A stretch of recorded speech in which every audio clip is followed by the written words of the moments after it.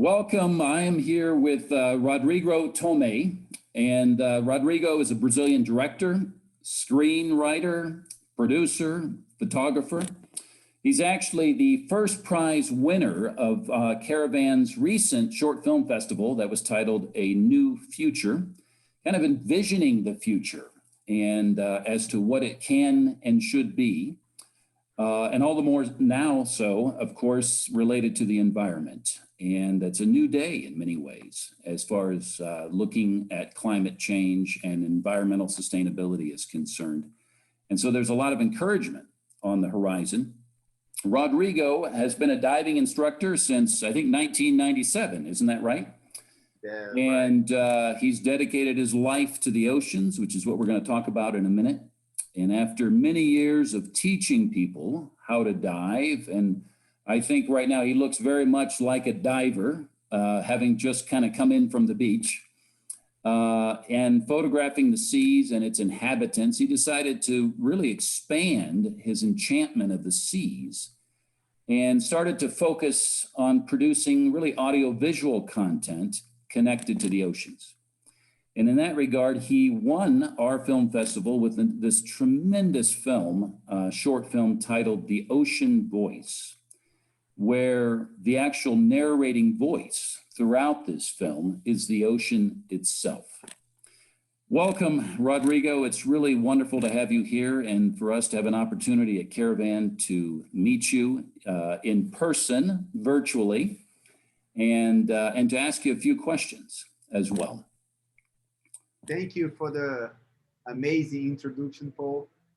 Yes, that's been my life for a while. I've been dedicating myself to the ocean because I think the ocean is the environment in this planet that gave us all the life that we know, but on the other hand, is the most unknown environment. And as an unknown place, we have very little connection with it. So what I've been trying to do alongside the years is to open this kind of windows to the ocean and make humanity closer to not only the ocean, but all the amazing life that lives on that place. So thank you again for the amazing introduction. And it was a pleasure to be part of the festival. No, we're honored to actually have you in it. And I remember when I first saw the film, after the judges sent it to me, I was really struck by its power. Now, you've actually directed and photographed and filmed for a number of prize-winning television series and documentaries. You've been working at that for quite a while. This particular film, can you tell us a little bit about how it came about? And in a sense, what I would say was your primary inspiration in the approach to it that you took? Sure. I think, first of all, the name of the festival, not the name, but the title to the festival of the 2020 festival, The New Future, is brilliant and perfect for the moment that we live. We are living in a weird and estranging and changing moment. And I took that to present my perspective of the new future that we may have if we look to the ocean from the right side, instead of pollute, instead of explore, instead of devastate the ocean and the creatures. If we look to the ocean as it should be, sometimes I look to the side because I live really close to the ocean and I can see the ocean from my balcony. Can you see it there? Okay. Yeah. So it's an important inspiration. So while I spend the year home locked, as most of us around the globe, I was thinking, what good can I do while I'm here, why I'm locked, why I'm not able to produce and to be the kind of creative that we are used to be. And I thought I had a lot of image, I had a lot of footage of the past 10 to 20 years that I've been diving around the globe and shooting documentaries and TV shows. And I thought, what I can do in this specific moment to make our future and our relationship with the ocean in the future better. So that's why the Ocean Voice came out. It was, and during the construction process, it was interesting because I had a lot of friends that are also very related to the ocean. And one of my best friends, one of the closest friends that I had, he saw the movies and he said, I don't like it because I don't see the ocean so maternal with the humanity. I see the ocean angry and I see the ocean screaming with the humanity.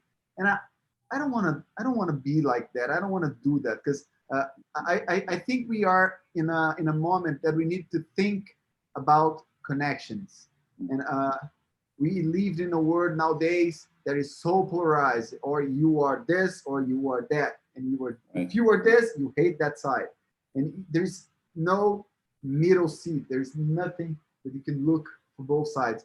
So I don't want to put out another film or any kind of material that keep on making this angry to keep on growing in us. So no, the Ocean Voice is not about the angry or the problems that we are pushing into the ocean. It's about what we can do to fix the future, how we can connect to make it better, how the ocean feel about the humanity, but not the humanity that just devastated, the humanity that the ocean saw it grow, saw it prosper, saw it became like a bug in this planet, but also transform this planet in many, many ways.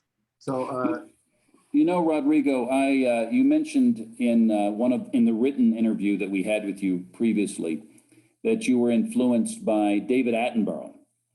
And I was very much struck by watching his recent documentary, A Life on Our Planet, and how positive. Of course, he talks about what's happening, you know, in terms of the environment or the lack of care of the environment. But he ends on this very positive note. And that's what I felt about your film. It wasn't a doomsday type of a film. It had this ring of optimism and of hope because you very much end on this assumption that we are actually going to realize how interconnected we are and kind of come back to what we once were. And I think that's really one of the powerful ways of approaching it. Yes, actually, I see the word in that way. I'm not just putting it on a film. You see, as a society, how much we evolve. Okay, we are not even close to be perfect or good enough, but how much we evolved. In about 50 years ago, we don't even think about climate changing, about pollution, about the pressure we are doing into the inhabitants of the ocean and all the fishy species. We don't even think about that. There wasn't a problem. There wasn't a issue or something that you have to concern about. Nowadays, at least, we're looking at that kind of problem, and we may not find the solution in the proper way, but at least most of the people, or at least a good amount of people, are involved in know more about it and understand more about it and try to think more about it. And yes, I am an optimist. I see the years that we had ahead of us way better than the years that we have on our past. And I also believe, and that's interesting because I was talking about that with a friend the other day, that we cannot fix the past. There's something that we can never do. We can sometimes try to mitigate, we can try to compensate, but we cannot fix. What happens, happens. And there's nothing that we can undo, but we can fix the future. Right. We can fix what is coming ahead of us. We can do something for the next generations or for our generation. And that's the kind of message that I wanna push to the audience. I think you're there in Rio de Janeiro, beautiful Rio de Janeiro. I'm here in Wyoming in the Wild West in the United States.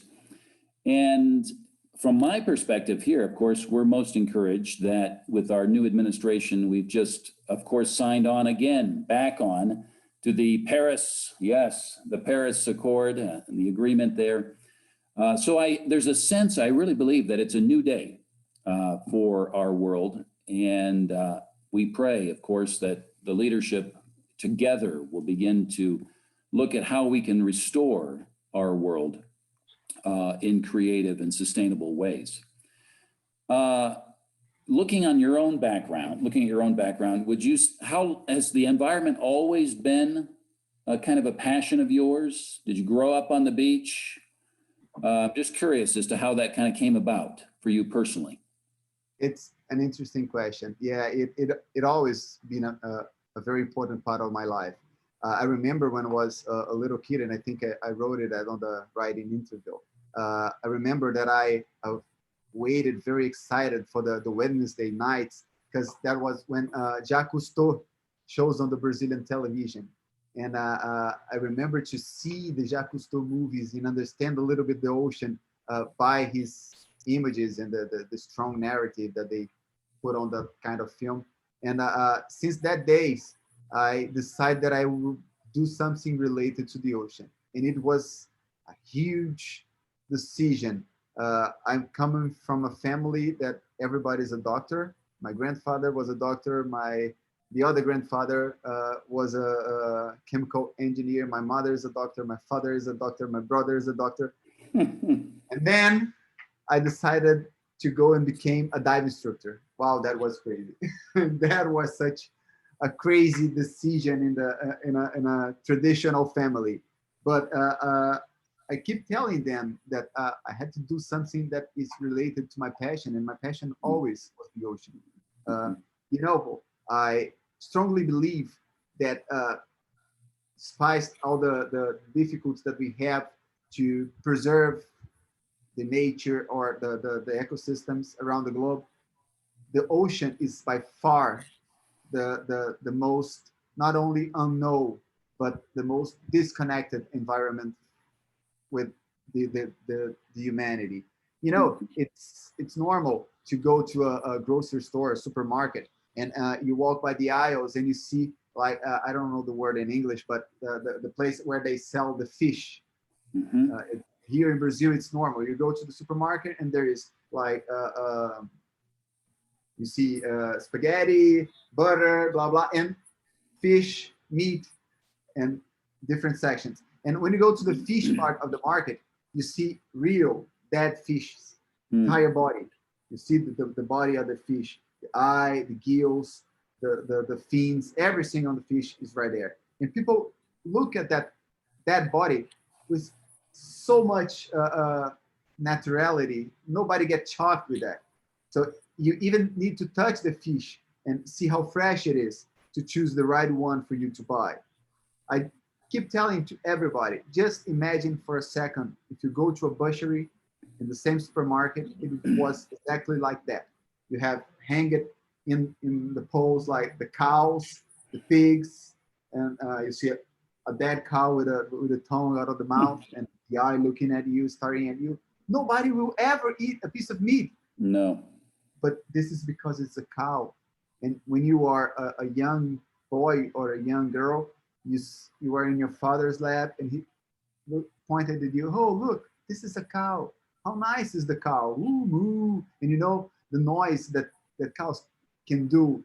But who can do that with a fish or with a shark or with an oryx, an octopus? Mm-hmm. No. Nobody knows. Right. Nobody connects to those kind of animals. So we don't have any empathy. Mm-hmm. We don't think they suffer. We don't think they have problems. So we look at that kind of animals, the ones that lives underneath the waterline that separates our world to the underwater world, with a tremendous, I don't know the perfect word, but with a tremendous not connection, with a tremendous not empathy. I think that's, sorry, you can go. No, go ahead. I think that's something that I had since the beginning of the days, to try to fix and to open this kind of windows, to show people how amazing those animals are, how amazing this environment is, how amazing to be underwater is, and how we need that environment to be healthy, safety, and protected. For us to be healthy, safety, and protected, we are Right. so much connected. I don't know how many percentage, but most of the oxygen that we breathe did not come from the Amazon. It's Right. for here in Brazil, come from the ocean. Right. So Right. we need to think about it in a different perspective. And since the beginning of my days, I get this connection with the ocean by Jacques Cousteau and be raised in a beach place like Rio de Janeiro and in contact with the beach since very young. I always thought that that would be the way that I should go and do the things. To go Right. and do the things, trying to make our relation with the ocean better, healthier, and more positive. I think, Rodrigo, that one of the things that struck me about your work, both your photography and your film, is that word empathy, that you're actually visually bringing me, the viewer, into it. And I'm entering into that new dimension, if you will. And very powerful. And I guess I wanted to ask you, because Caravan, we're focused on the arts, the broad spectrum of the arts, and visual art, yes, but also film and music and literature and theater, drama, and all of that.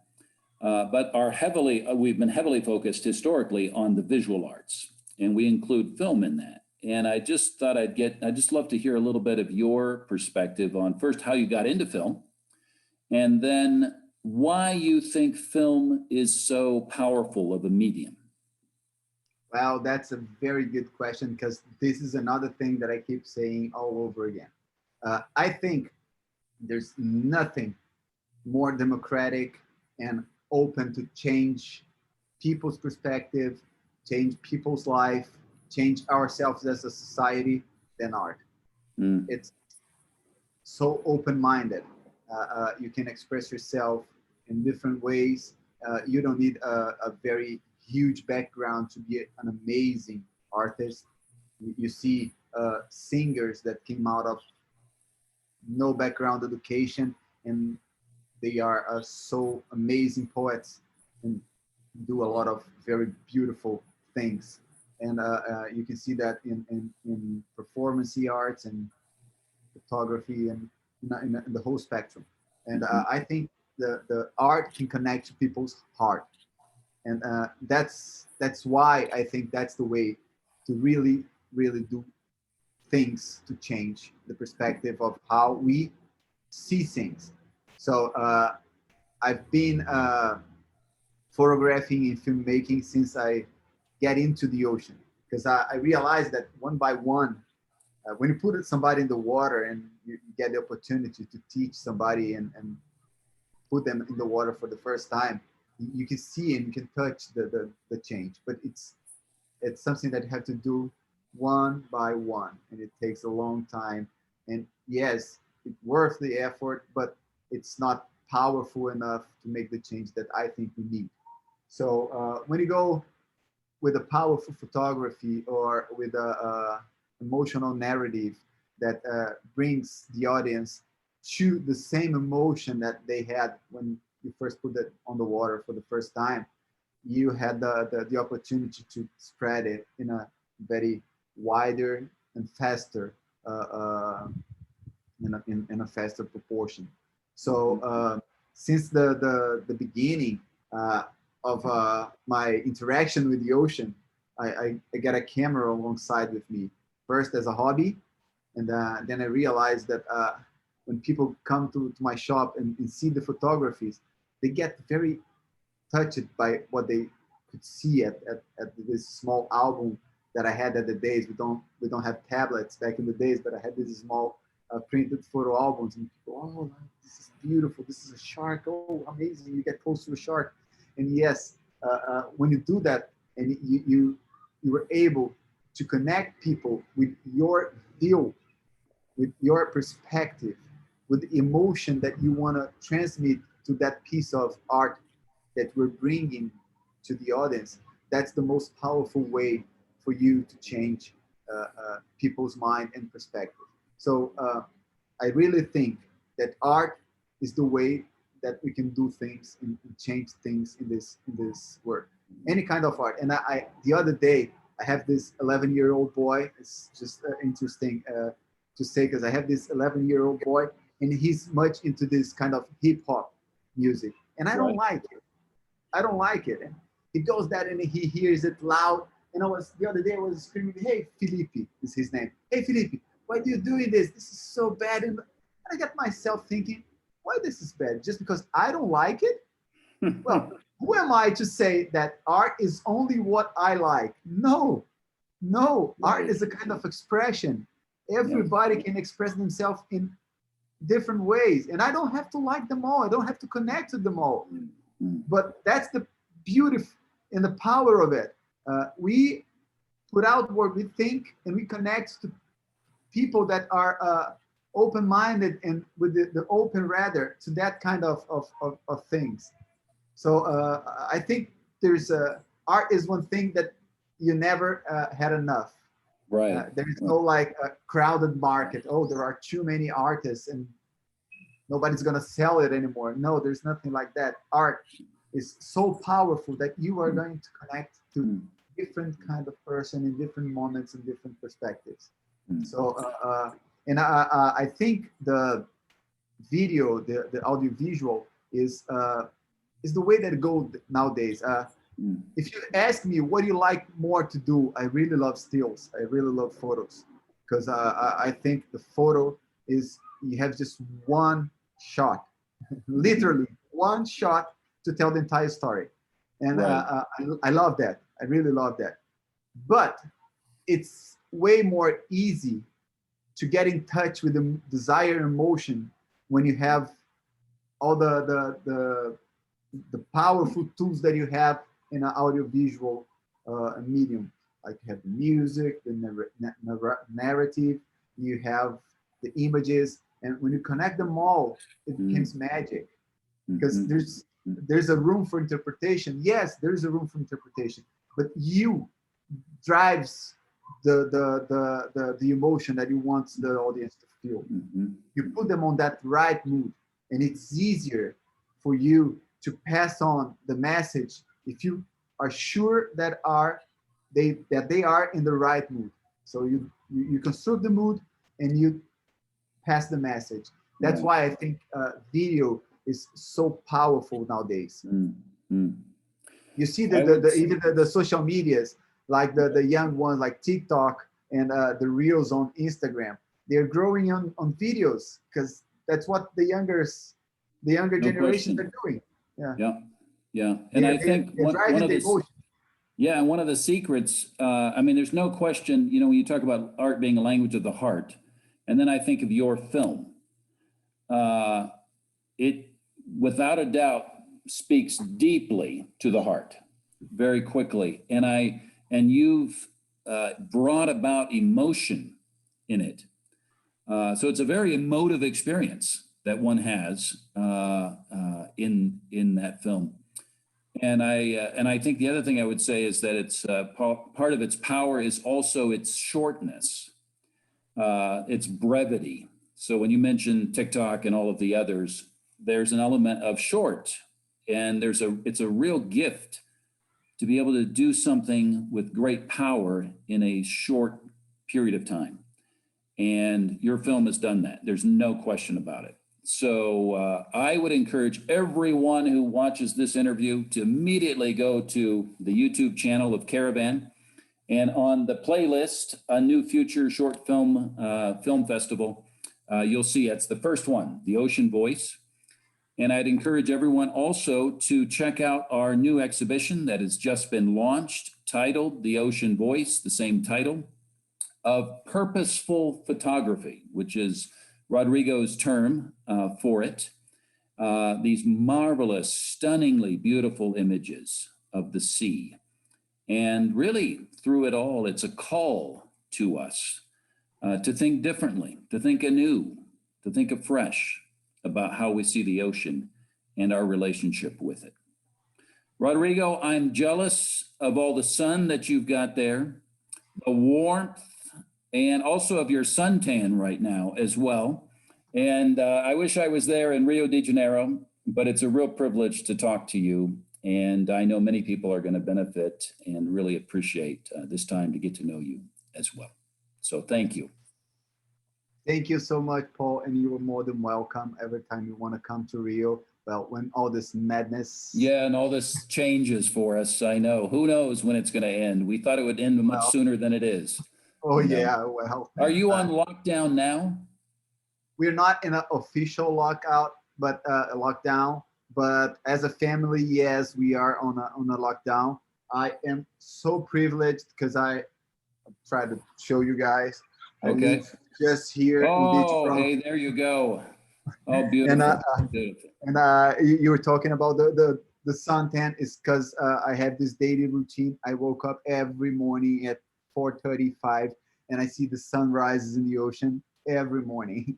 So yes, we are in a lockdown, but I keep connected. Every day needs to go there and refresh myself. Good. Well, I will tell you this. Change a little bit. We are looking forward to the next film, okay? And with eager anticipation as well. So thank you for this time, Rodrigo. It's our privilege to be talking to you. And we look forward to this exhibition and the many people, I think, that will be moved by it as well. Thank you so much. And for the opportunity to keep on open this window to the oceans. I think that's the way. Open the window and make people connect to it. Well, you've done that very successfully for all of us. So thank you. Talk to you again soon. Bye-bye. Thank you, Rodrigo. Bye-bye.